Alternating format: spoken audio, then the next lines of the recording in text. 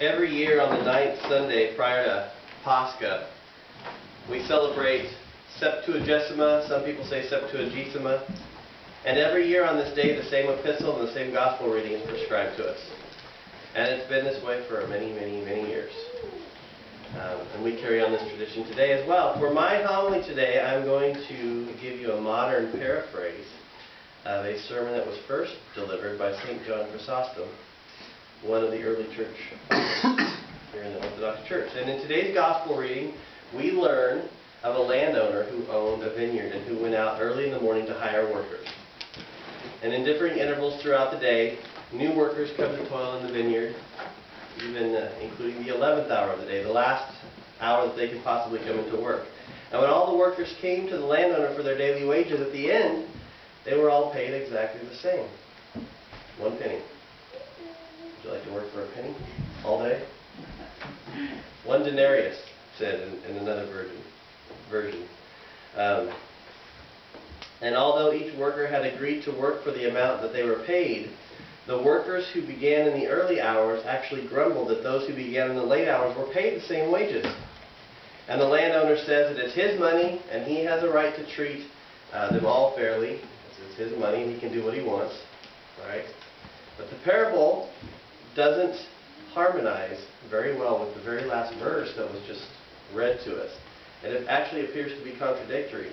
At the beginning, Jesus shows that all are the same, that all inherit the same thing, that all are paid the same wages. Yet at the end, he says the opposite. The first shall be last, and the last shall be first. And he also says, many are called, but few are chosen. The actual parable doesn't say anything about this, just the last verse attached to it. The parable actually says that they're all equal, whether they labor for all day or labor for 1 hour. But the final verse seems to contradict the parable.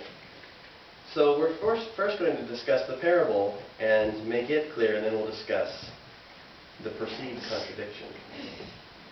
Now when Jesus is talking about the vineyard, what he's talking about there is the life of God. His commandments, just basically the life that God has set out for us. When he says labor, he is actually speaking of this present life. So we are laboring in his vineyard. The laborers are those of us who at different times in our life are actually called to the fulfillment of the life of God and his commandments. And by listing various hours of the workday, he's basically talking about those who at different ages have drawn near to God. Some people as an early child, some people on their deathbed, and all in between. The question is why, or even better yet, how, did those who, having pleased God initially and having worked diligently through the whole day, how did they become possessed by jealousy and envy? When they'd seen the latter groups enjoying the same rewards that they were receiving, they said, well, these have only worked 1 hour and you've made them equal to us, who have worked the entire heat of the day. And in these words, when they are to receive no harm, neither to lose any agreed upon wages, they were indignant, and displeased at the good of others. And that is proof that there was jealousy and envy in their hearts. Notice that the man of the house, justifying himself with respect to them, and in making his defense to him, had said these things, and basically convicts them of wickedness and jealousy. And he says, did you not agree with me for a penny? Take what is yours and go away. Get out of here. I will give to the last even as unto you. Are you envious because I'm good? Now it's interesting to note that Jesus shows similar behavior in other parables as well, if you think about the parable of the prodigal son. When the older son, who's been faithful and never left the farm, never left his father, is asked to come in and celebrate, he felt these same things that we see in today's parable, envy and jealousy. When he saw his prodigal brother enjoying honor even more than himself. And he didn't even realize that by receiving first as the older brother, and receiving continually for having never have left, he was actually honored to a greater degree by the abundance of the things that were given to him. Yet he remained envious and jealous. And it's important for us to remember that in heaven, right now, there is no one who is standing up there trying to justify himself. No one blaming others, because that place is pure from all envy and jealousy. And if when they are here the saints give their very lives for the sinners, how much more when they see them there in the enjoyment of these things, do they rejoice and consider these to be blessings of their own? Now, it's often said that analogies all break down at some point. There's some piece of an analogy that doesn't fit, and it's generally true. But the point of the analogy, the reason why they're used so often, is because there's a negative truth that the user is attempting to convey, and we generally probably shouldn't try to push past that negative truth any more than the analogy needs, and require that everything be exactly true. And it's the same thing with parables. Often it's the same thing with parables. St. John Chrysostom says that it is not right to inquire curiously into all things in the parables, word by word. We're not looking for verbatim or exact equality with life. But when we have learned the object for which it was composed, to take this, to read this, and not busy oneself about anything further. So the purpose of this parable is actually twofold. One, it is to help those that are converted and to become better men in extreme old age, and not to allow them to suppose that they have a lesser portion. That's part of it. The other part of it is to teach us that those who have labored for God for years and years, who may consider complaining or feeling envy and jealousy, have enjoyed such honor as could even have brought about envy in other people, and hereby showing the greatness of the gifts that they have enjoyed. So many people have asked, so in this story then, why didn't the landowner just hire everybody at the same time? Why didn't he just go out there and get everybody? Well, as far as he was concerned, he did. It's simply that all the workers didn't listen and come in at the same time. The difference wasn't in the call to work. The difference was in the disposition of those people who were called. This is why some are called early, some later, and some at the last, because this is when they would finally obey. Paul says the same thing about how God called him. Paul says, when it pleased him who separated me from my mother's womb. Well, when did it please God?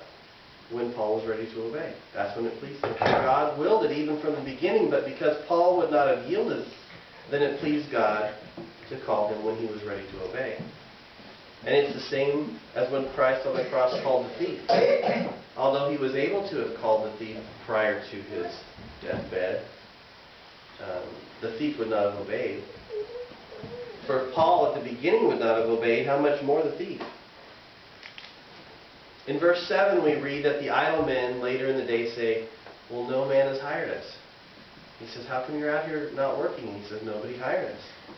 Well, in the first place I mentioned we're not supposed to push a parable or an analogy further than it's supposed to be, but it's also important to notice that it's not the landowner who says nobody hired him. It was the worker who said nobody hired him. And the landowner doesn't even argue with him.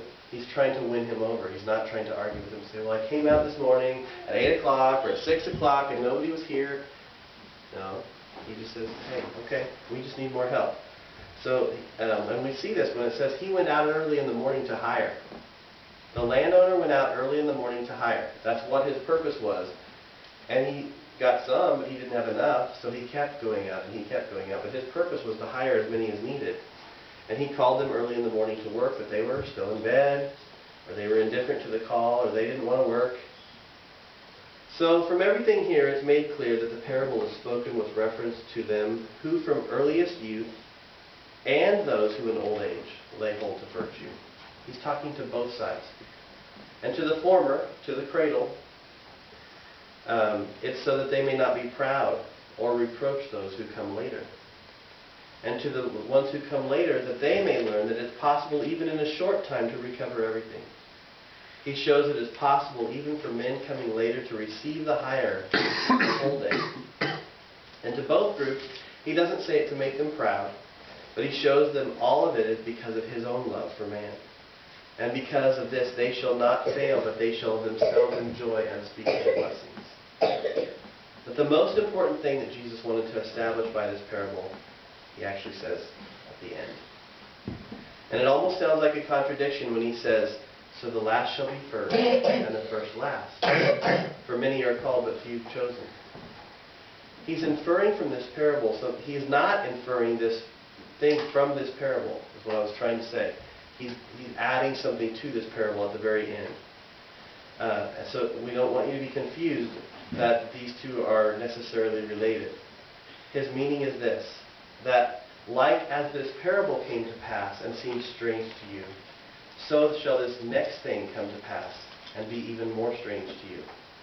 For here in this parable, the first did not become last, but all received the same, contrary to hope and expectation. They thought that they would receive something different. So contrary to their hope and expectation, everybody received the same thing. And likewise, contrary to our hope and expectation, this other thing is going to happen too. So shall this also come to pass, which is even more strange than this, that the last should come to be even before the first, and that the first should be after these, so that that is one thing, and this is another. In the parable, he says, they expected those who came early to be first, greater, and those who came late to be paid less, to come after. So they expected a disparity. And contrary to what they expected, it was made equal. And then Jesus says, not only that, it's going to go the other way. Not only is the last coming last, but the last is going to come first. He swaps it on them. Okay? Now, as a Calvinist in my previous life, this was completely foreign to me. First of all, I believe that one was saved completely by God's work alone, and that none of it was on my own work. And also, in fact, that works had nothing to do with keeping me going in my Christian walk either. Because once you were truly saved, you could not then lose your salvation. Bunch of baloney. Right? The fathers have taught that Jesus, in the last of today's gospel, seems to be hinting a little bit darkly at the Jews and the believers who at first shone forth but afterward neglected virtue and fell back. And then secondly, at those others, again, that have risen from vice and have shot ahead of many others in virtue. And we see these kind of things happening even today with respect to faith and practice. If you think about those people who have been Orthodox Christians from childhood, we call them cradle Orthodox. Yes, they're saved and in the Orthodox Church, but what really does that matter if they don't practice virtues? It's likely that the newer baby Orthodox who practice virtues actually shoot ahead of many of the cradle Orthodox believers. And this tells us that even with us, we must be diligent to, number one, align ourselves with and stand in the right faith. That is very, very important. But also to show forth an excellent life. For unless we add also a life suitable to our faith, we will suffer the most extreme punishment. In our epistle reading today, Paul showed this truth even from old times. When he said, and he was mentioning the Israelites who were in the wilderness, he says, they did all eat the same spiritual meat and did all drink the same spiritual drink, but then he added at the end of it that they were overthrown in the wilderness. They were in the right church. They were in the right place. But they didn't practice a life of virtue, and they ended up dying in the wilderness. And Christ declared it even in the Gospels when he mentions some that had cast out devils and prophesied, and then they're still in the way of punishment. And almost all of his parables demand virtue and cooperation with our works. You think of the parable of the virgins, the parable of the net, the parable of the thorns, and the parable of the tree that doesn't bring forth fruit. Notice that Christ seldom discusses or teaches on actual doctrines, but rather on living a virtuous life at all times. It seems that living a godly life and a virtuous life is a work for which God is pleased. As I mentioned earlier, we're entering today into the season of preparation for Great Lent. And today is Septuagesima and is the 9th Sunday before Pascha. This pre-Lenten season ends on Shrove Tuesday. It's also called Fat Tuesday, which is the day before Ash Wednesday. In Orthodoxy on Shrove Tuesday, the faithful are encouraged to shrive. Shrove is the past tense of shrive. Okay? Shrive means confession, absolution, and even penance if it's prescribed. Followed by a celebration of eating sausage and pancakes. Fat. You know, the reason that they do that, they are eating up the oils and the fatty foods and things like that. They're finishing that up the night before we enter into a season of fasting with Lent, and they don't want it to go bad. So they finish it up, use up that butter and use up that stuff that that they had so that it doesn't go bad and that they lose it. So, and then the next day, being Ash Wednesday, we begin Great Lent, and we attend a church service where ashes are actually applied to our forehead.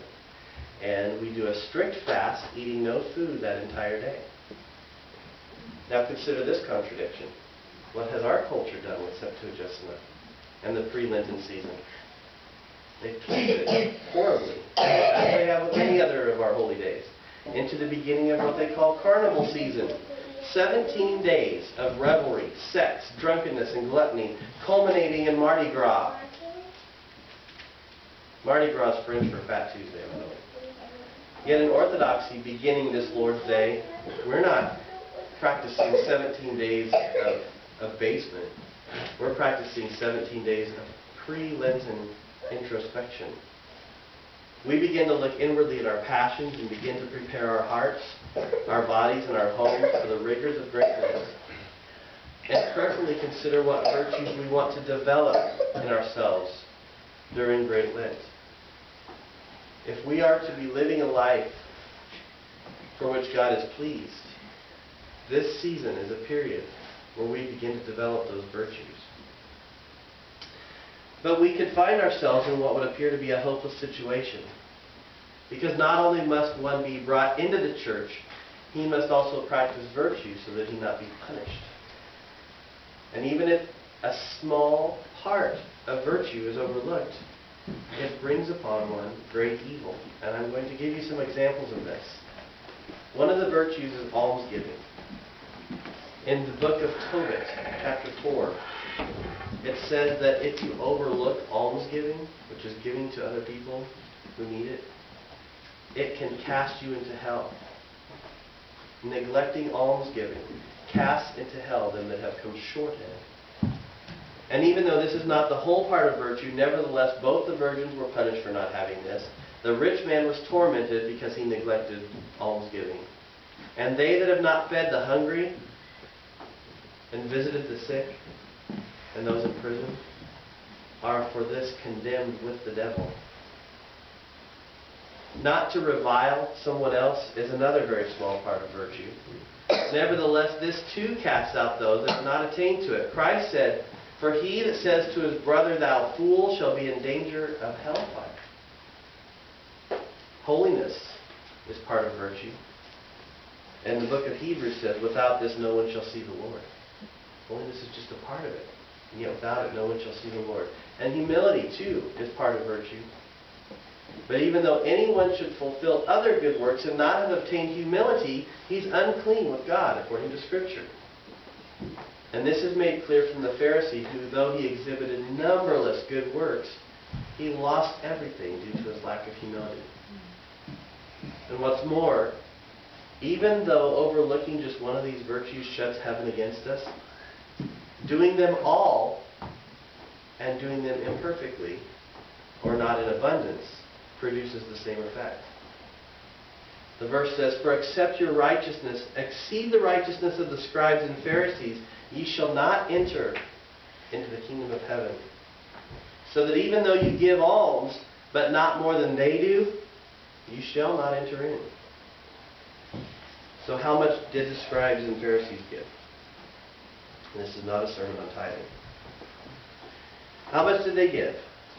Well, I'm bringing this up so that those who do not give may be roused to give, and also that those who do give may not pride themselves, but may make an increase in their gifts, especially during this penitential season of Great Lent and its time of preparation.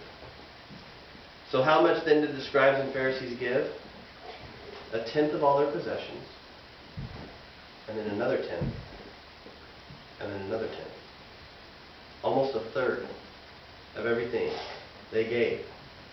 And then, on top of that, they gave their first fruits, they gave their firstborn, animals and other things besides, and for instance, the offerings for sins, those for purification, those at feasts, those in the Jubilee, those by canceling debts, the dismissals of servants, and the money from lendings that were not usury, they were giving from those as well.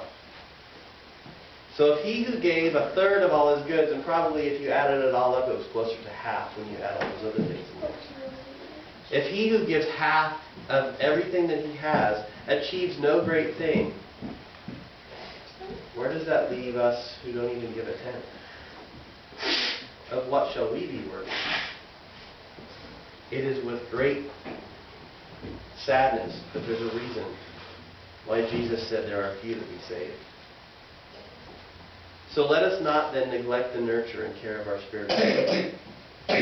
For if just one piece of this virtue is neglected, or is done but done improperly, brings about so great a destruction on us, when on every hand we're subject to the sentence of condemnation, how then can we escape punishment? What type of penalty shall we not suffer? And what hope of salvation do we have if each one of the things that I've mentioned threatens us with hell? And I'm asking the same question of myself. Nevertheless, if we give heed, we may be saved. If we use almsgiving as a medicine to attend to our wounds. For oil does not actually strengthen the body, as benevolence and almsgiving at once strengthen the soul, and make it invincible and impregnable to the devil. But wherever he may attempt to seize us and grab a hold on us, his hold slips because the oil of our almsgiving does not allow him to get a firm grasp on us. With this oil then let us anoint ourselves continually, because it is the cause of health and of a supply of light and a source of cheerfulness. Some may say, but there's so many people who have so much money and so many possessions, and they give away nothing. This may be true, but what is that to you? In fact, we who have little are actually more worthy of admiration when we give out of our poverty and show ourselves more benevolent than the rich persons who give. It was on this ground that Paul marveled at the Macedonians. Not because they gave, but because they gave even though they were in poverty. And furthermore, don't compare yourselves with other men. Instead, look to Christ, who had nowhere to lay his head.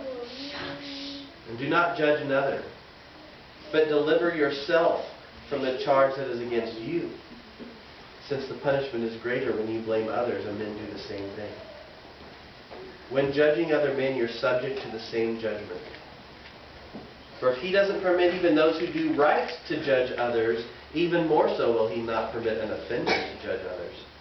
So to turn the phrase slightly, we usually say, keep your eyes on your own plate during fasting. We should keep our eyes on our own wallet, our own purse during this time. And why would you look to another as an example anyway? Was that person your benefactor? Did the other person redeem you that you look to him?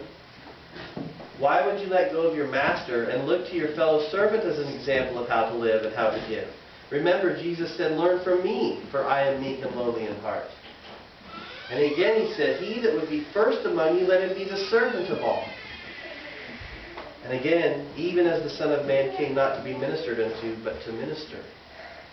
And as if these weren't enough reasons to stop looking at your fellow servants and to stop your contemptuousness, he says, I have made myself an example to you, that as I have done, ye should do also. It is possible then that you simply have no one. Maybe there's nobody here to be a teacher for you. Nobody who's teaching you virtue that can lead you in how you're supposed to behave during this season. It's possible. Well then, your praise and commendation will be even greater when you obey without even having had a teacher. For this is possible. In fact, it's easy if we're willing.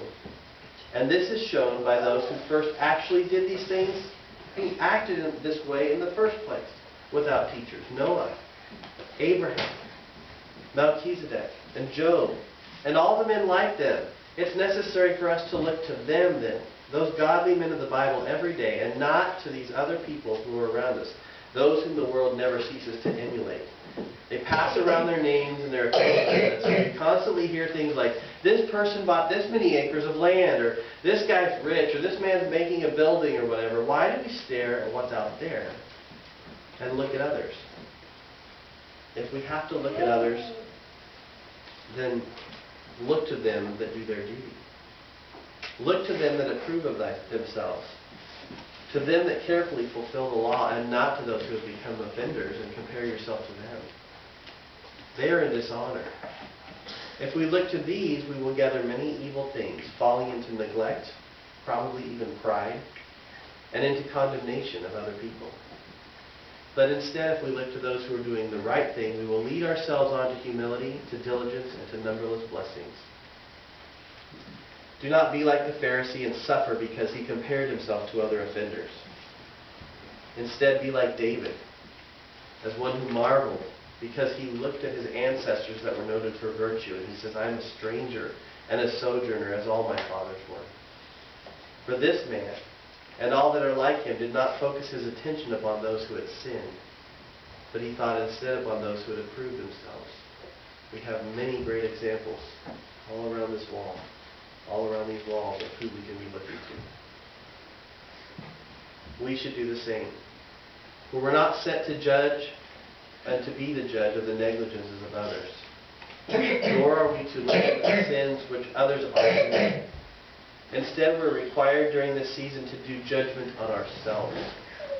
For if we judged ourselves, it said, we should not be judged. But when we are judged, we are chastened by the Lord. But somehow we've reversed the order. And of ourselves we require no account of any offenses, whether they're big or small. But we're always very strict and curious about the offenses of other people. We need to stop this backward way and set up a court within ourselves for the sins we commit ourselves. We should become our own accusers, our own judges, and our own executioners for our offenses. And finally, if you still find it difficult and just have to be busy about the things of other men, then busy yourself about their good works, not their sins. That both by the memory of our own negligences and by the emulation for their good works which they've done, and by keeping in constant memory the judgment seat from which no prayers can deliver us, we may lead ourselves into greater humility and a greater diligence and attain the good things to come by the grace and love of our Lord Jesus Christ. So as we enter into this pre-Lenten season, first remember that we are to be focused on ourselves, our own sins, our own passions, and our own issues, and not on those of others. Secondly, remember that we are to strive to increase our almsgiving, our humility, our prayer life, and our holiness. And lastly, remember that we can do neither of these without the grace of God in our lives. Father Michael has told us in the past that when you fast, you should pray more. Fasting more, as we will be doing during Great Lent, is like painting a huge target on your back, and Satan will be shooting at you. So surround yourself, your family, other people in this parish and around the world with more and more prayer. Pray the rosary often. Pray the Jesus prayer often. Keep the small prayer books that we have, and I saw Dean had in his pocket. Keep these near you. Keep these with you. And pray. Pull them out of your pocket. Pull them out of your purse often during the day. When you wake up in the night, pray. Pray before your meals and after your meals, and thank God. Father Michael will be here again on Shrove Tuesday, I understand, and on Ash Wednesday. And Deacon Joseph and I would like to encourage each of you to begin your Lenten preparation today, and to make sure that you ready yourself with a good confession on Shrove Tuesday, and to follow the strict fast of Ash Wednesday as much as you're physically able, and to attend the service that we have here on Ash Wednesday evening as well. This is going to be an excellent way for you to prayerfully and humbly begin the season of Great Lent. In the name of the Father, and of the Son, and of the Holy Ghost, God is one. Amen. Okay, I took it.